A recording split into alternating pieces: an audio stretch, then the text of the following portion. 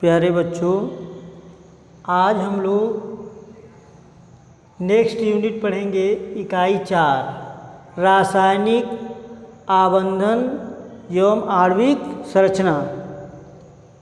इसमें सबसे पहले रासायनिक आबंधन के बारे में जानकारी प्राप्त करने के लिए हम लोग जानेंगे संयोजकता।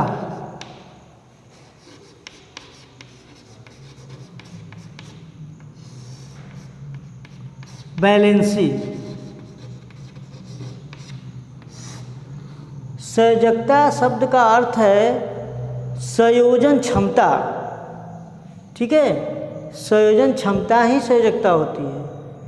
संयोजकता की खोज फ्रैंक लैंड ने किया था। फ्रैंक लैंड ने किया था। इन्होंने बताया कि वैलेंसी शब्द वैलेंटिया से उत्पन्न हुआ है, जिसका अर्थ है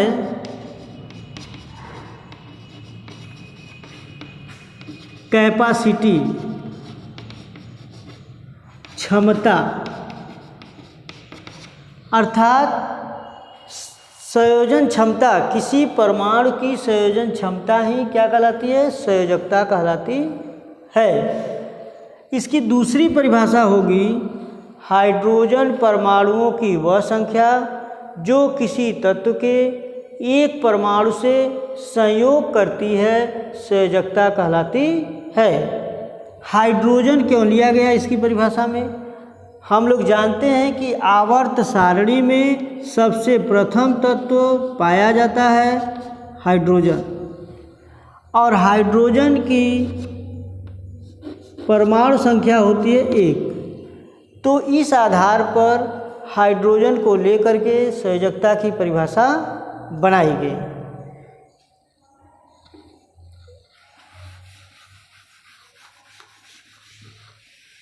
अब इसके बाद हम लोग जानेंगे संयोजकता का रासायनिक सिद्धांत। संयोजकता का रासायनिक सिद्धांत।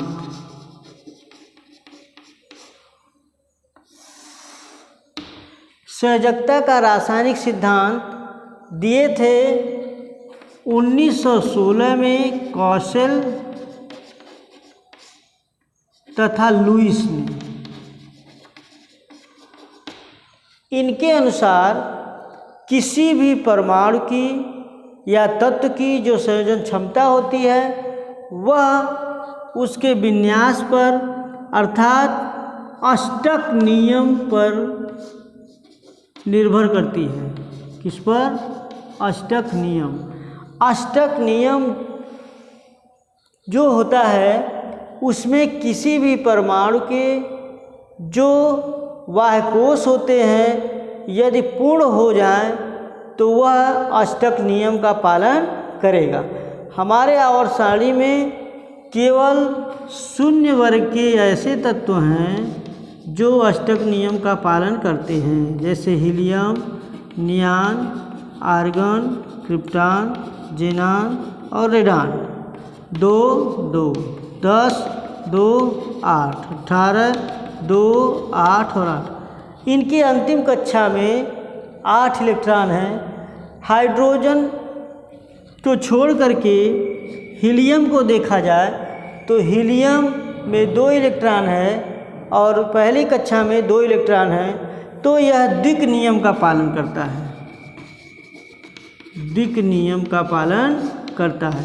शेष तत्व अष्टक नियम का पालन करते हैं। शेष तत्वों के बाह्य कोश में 8 इलेक्ट्रॉन उपस्थित होते हैं। यदि किसी परमाणु का जैसे सोडियम 11, 2, 8, 1, तो इसमें यह आपका ठीक है कोर कोश कहलाएगा और यह आपका संयोजी कोश कहलाएगा। कोर कोश जो होता है वो पूर्ण भरा होता है।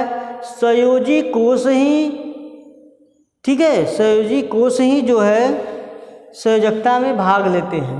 इसी के इलेक्ट्रॉन जो है किसी दूसरे परमाणु से मिलते हैं, ठीक है, तब उनकी संयोजकता पूर्ण होती है। इसके बाद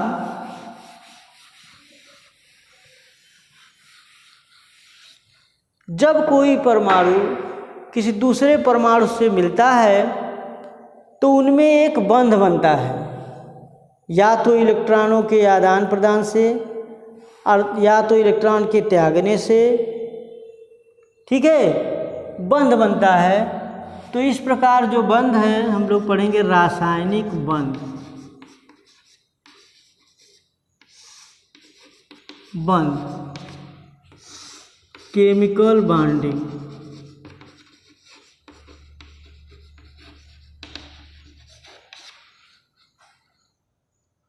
जब परमाणु परस्पर इलेक्ट्रॉनों के द्वारा, ठीक है, रासायनिक बंध बनाते हैं, अर्थात एक प्रबल बल द्वारा आपस में जुड़ते हैं, तो इस प्रकार जो बंध बनता है उसे हम रासायनिक बंध कहते हैं। जब परमाणु परस्पर मिलते हैं तो उनके बीच एक बंध लगता है, अर्थात बल लगता है, जिससे वो आपस में जुड़ जाते हैं। तो इस प्रकार बने हुए बंध को हम लोग रासायनिक बंध कहते हैं और उनमें परस्पर रासायनिक क्रिया भी होती है। अब यह रासायनिक बंध या तो इलेक्ट्रॉनों के स्थानांतरण से होगा, या तो इलेक्ट्रॉनों के साझेदारी से होगा, या किसी परमाणु द्वारा किसी दूसरे परमाणु को इलेक्ट्रॉन दिया जाएगा, लोन पेयर ऑफ इलेक्ट्रॉन, परंतु उस दूसरा परमाणु जो दे रहा है वह उस परमाणु से इलेक्ट्रॉन नहीं लेगा। तो इस तरह से रासायनिक बंध 3 प्रकार के होते हैं।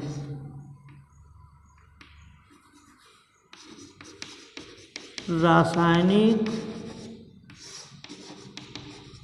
बंध के प्रकार। रासायनिक बंध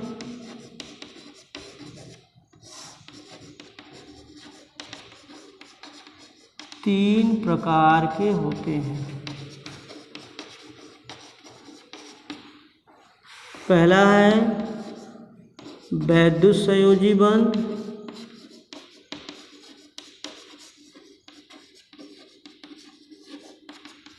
या आयनिक बंध,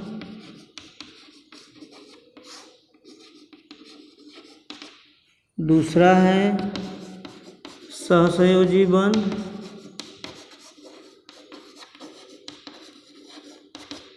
तीसरा है उपसहसंयोजी बंध।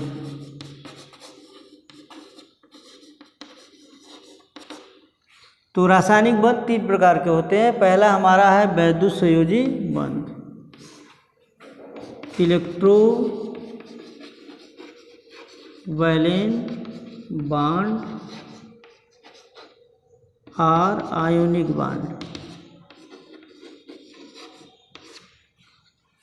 इस बंध के बारे में हम लोग अध्ययन करेंगे।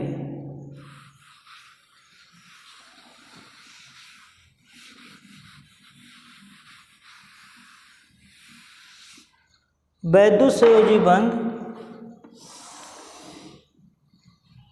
परमाणुओं के मध्य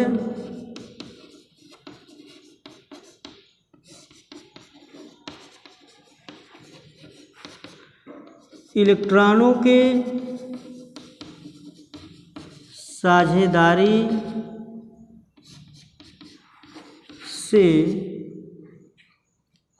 इलेक्ट्रॉनों के स्थानांतरण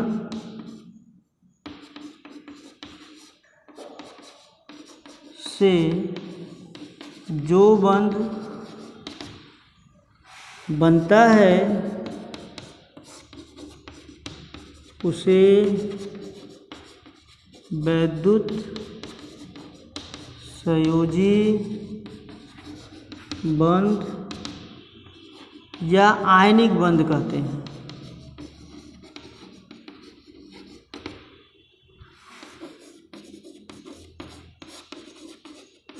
तो इस प्रकार के बंध में इलेक्ट्रॉनों का स्थानांतरण होता है, अर्थात एक परमाणु द्वारा किसी दूसरे परमाणु को इलेक्ट्रॉन दिया जाता है परंतु दूसरे परमाणु द्वारा इलेक्ट्रॉन नहीं लिया जाता है।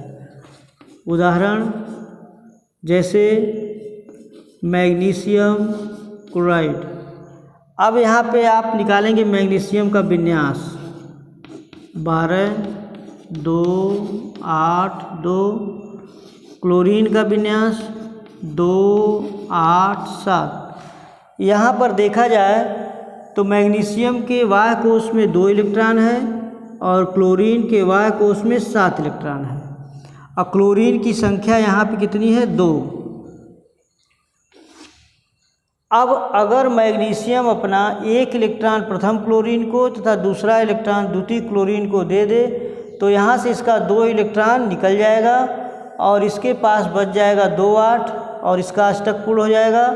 और एक इलेक्ट्रॉन इस क्लोरीन को, एक इलेक्ट्रॉन दूसरे क्लोरीन को मिल जाएगा तो इन दोनों में 7, 1, 8 और 7, 1, 8, 8 इलेक्ट्रॉन हो जाएंगे और अष्टक पूर्ण हो जाएगा। अब इसकी संरचना देखा जाए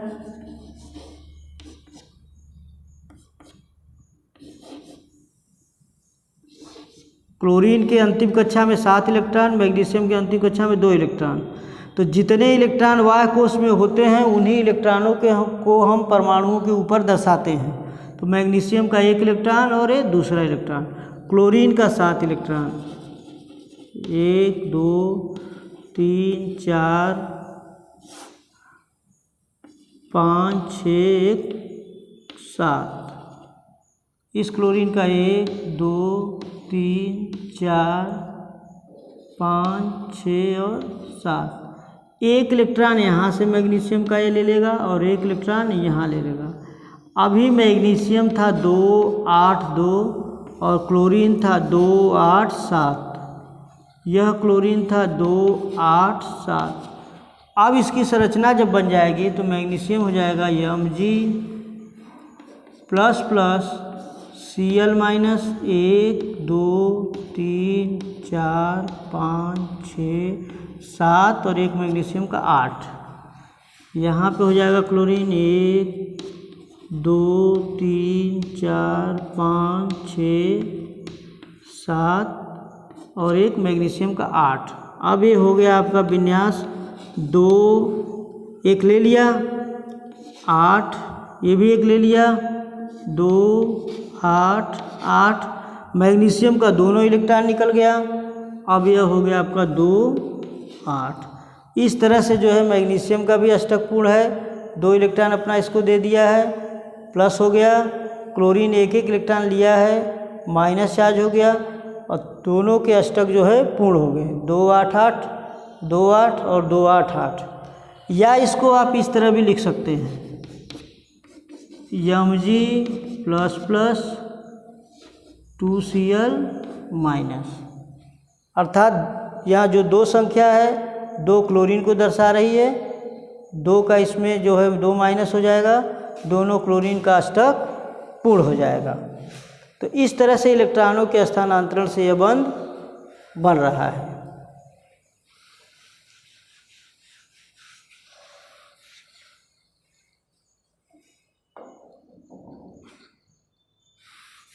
एक उदाहरण और हम लोग पढ़ेंगे।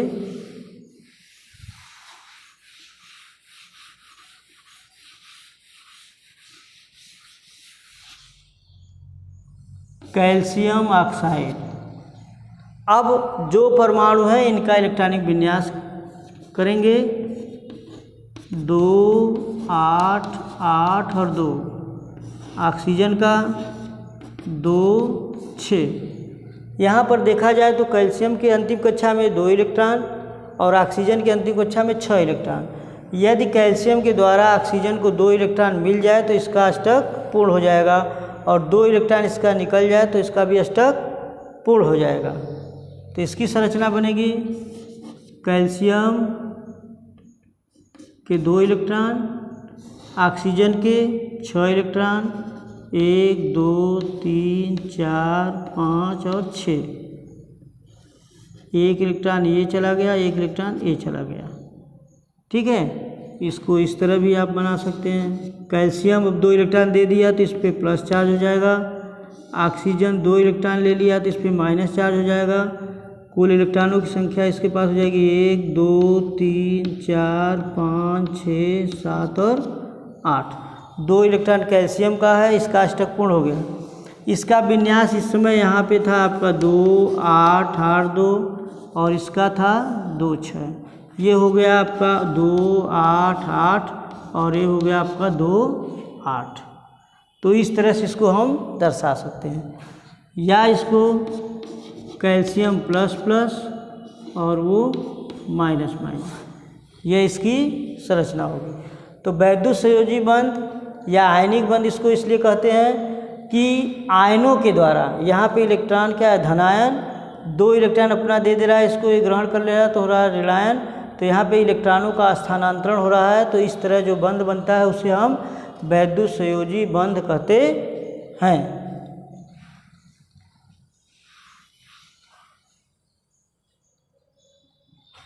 दूसरा हमारा रासायनिक बंध था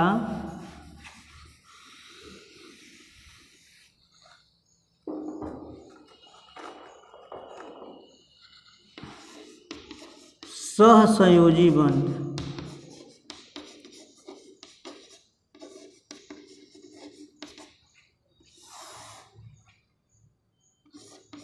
कोवैलेंट बॉन्ड। यहाँ पर ठीक इसका विपरीत होगा।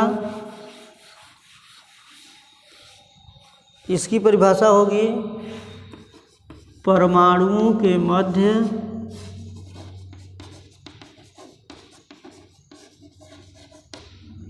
इलेक्ट्रॉनों के साझेदारी से जो बंध बनता है उसे सहसंयोजी बंध कहते हैं।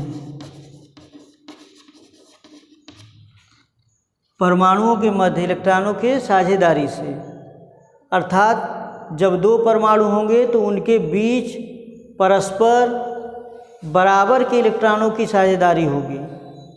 दोनों परमाणु आपस में एक एक इलेक्ट्रॉन या 2 इलेक्ट्रॉन या 3 इलेक्ट्रॉन की साझेदारी से अपना बंध बनाएंगे। तो देखा जाए, जैसे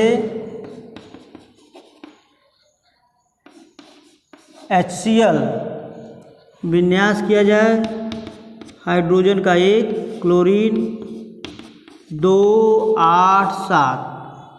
यहाँ पर देखा जाए तो हाइड्रोजन के अंतिम कक्षा में 1 इलेक्ट्रॉन, क्लोरीन के अंतिम कक्षा में 7 इलेक्ट्रॉन, जबकि हम लोगों ने पढ़ा है बोरबरी के नियम के अनुसार कि पहली कक्षा में यदि 2 इलेक्ट्रॉन है तो वह पूर्ण माना जाएगा। तो उस प्रकार अगर हम हाइड्रोजन को 1 इलेक्ट्रॉन क्लोरीन के द्वारा दे दें तो इसके पास 2 इलेक्ट्रॉन हो जाएगा और इसका अष्टक पूर्ण माना जाएगा। तब यह हाइड्रोजन आपका द्विक नियम का पालन करेगा। जब 2 इलेक्ट्रॉन रहेंगे तो वो द्विक नियम का पालन करेगा। जब वाह्य कोश में 8 इलेक्ट्रॉन हो जाएंगे तो अष्टक नियम का पालन करेगा। ठीक, अब इसकी संरचना होगी हाइड्रोजन का 1 इलेक्ट्रॉन, क्लोरीन का 7 इलेक्ट्रॉन,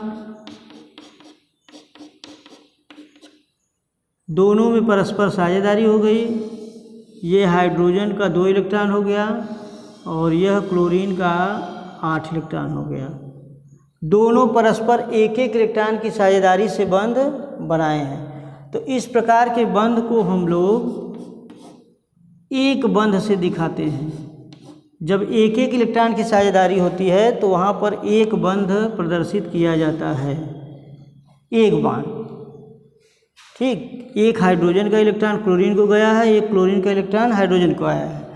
तो इस तरह से हाइड्रोजन के पास 2 इलेक्ट्रॉन हो गए और क्लोरीन के पास 8 इलेक्ट्रॉन हो गए। 2 2 4 2 6 2 8 क्लोरीन के पास, और हाइड्रोजन के पास जो है 1 2 इलेक्ट्रॉन हो गए। तो हाइड्रोजन द्विक नियम का पालन कर रहा है, क्लोरीन अष्टक नियम का पालन कर रहा है।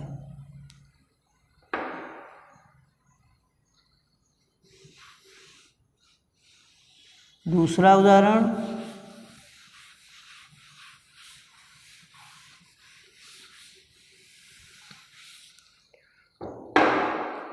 जैसे अमोनिया NH3। हाइड्रोजन का विन्यास 1, नाइट्रोजन का विन्यास 2, 5। ठीक, हाइड्रोजन कितने हैं? 3। तीनों हाइड्रोजन को अगर एक एक इलेक्ट्रॉन मिल जाएगा तो सबका जो है 2-2 इलेक्ट्रॉन हो जाएगा और इनका दिक नियम के अनुसार अष्टक पूर्ण हो जाएगा। नाइट्रोजन को 3 इलेक्ट्रॉन मिल जाएगा तो 5 3 8 हो जाएगा, इसका अष्टक पूर्ण हो जाएगा। तो हाइड्रोजन 3 है और अपना एक एक इलेक्ट्रॉन सभी हाइड्रोजन नाइट्रोजन को दे देंगे तो इसका अष्टक पूर्ण हो जाएगा, और नाइट्रोजन अपना एक एक इलेक्ट्रॉन हाइड्रोजन को दे देगा तो उसका दिक नियम के अनुसार अष्टक पूर्ण हो जाएगा। जैसे नाइट्रोजन का 1 2 3 इलेक्ट्रॉन, 4 और 5 इलेक्ट्रॉन। 3 हाइड्रोजन 1 2 3, ये इसका 2 इलेक्ट्रॉन एक एक इलेक्ट्रॉन की साझेदारी से, इसका भी एक एक इलेक्ट्रॉन की साझेदारी से, और यह नाइट्रोजन तीनों हाइड्रोजन से एक एक इलेक्ट्रॉन लेकर के अपने अष्टक को पूर्ण कर लिया। इस तरह से नाइट्रोजन के अष्टक में 2 2 4 2 6 2 8, और हाइड्रोजन के अष्टक में जो दिक नियम के अनुसार है 2-2 इलेक्ट्रॉन तीनों हाइड्रोजन में उपस्थित हैं। तो यहाँ पर भी एक एक इलेक्ट्रॉन की साझेदारी हुई है, तो ये हो जाएगा एक बाण द्वारा इसको दर्शाएंगे, ये एक एक इलेक्ट्रॉन की साझेदारी है। 2 इलेक्ट्रॉन नाइट्रोजन के पास बचा है, बाकी 3 इलेक्ट्रॉन से अपना ये साझेदारी करके अपने अष्टक को पूर्ण कर लिया है। तो यह आपके अमोनिया की संरचना हो गई NH3 की। तो इस आधार पे देखा गया कि एक इलेक्ट्रॉन की साझेदारी होती है तो एक बंध बनता है, 2 इलेक्ट्रॉन की साझेदारी होगी तो द्विबंध बनेगा। तो द्विबंध की संरचना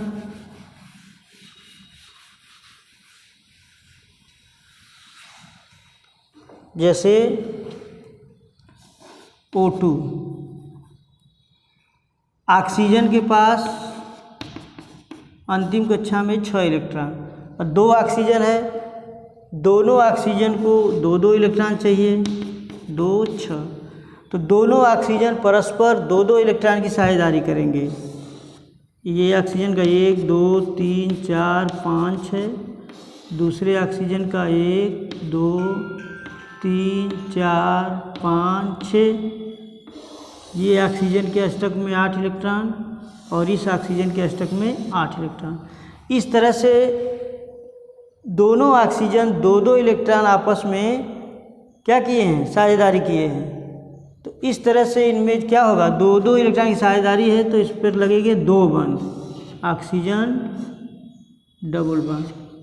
ये 2 इलेक्ट्रॉन की साझेदारी हुई इसलिए यहाँ पे हम लोग द्विबंध दिखाएंगे।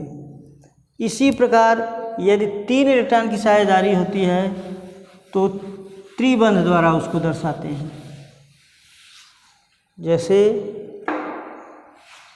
नाइट्रोजन N2, नाइट्रोजन के अंतिम कक्षा में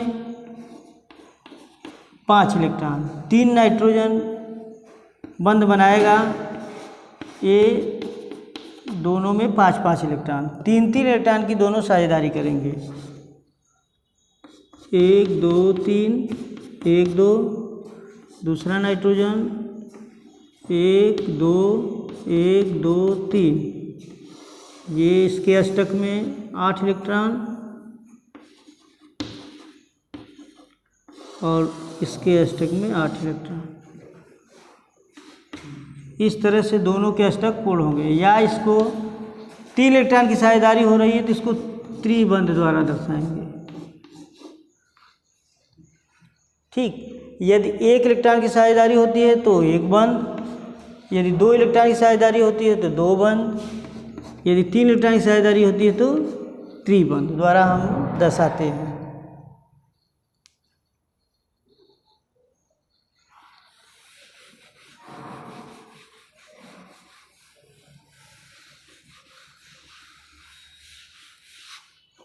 जैसे सल्फर डाइऑक्साइड, इसकी संरचना में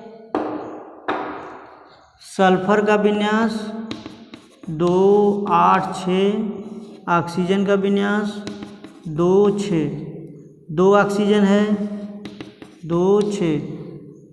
इन तीनों परमाणुओं में 2 ऑक्सीजन के परमाणु और 1 सल्फर का परमाणु, तीनों को 2-2 इलेक्ट्रॉन चाहिए।